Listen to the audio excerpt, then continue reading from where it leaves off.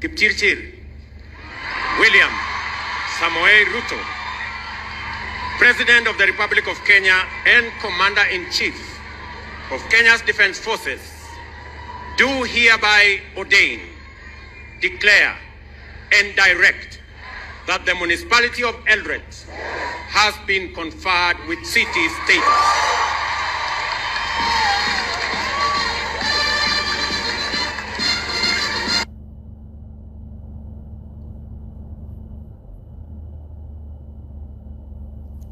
Bought this house. And he has not just bought the house, he has bought the house together with the dogs that were in that house.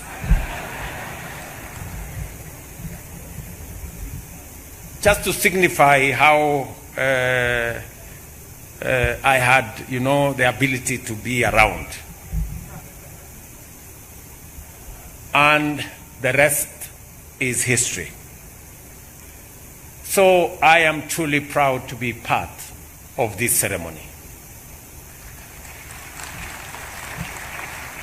Even if I wasn't president, I would have attended this meeting because it is such an important meeting for the city that I call home.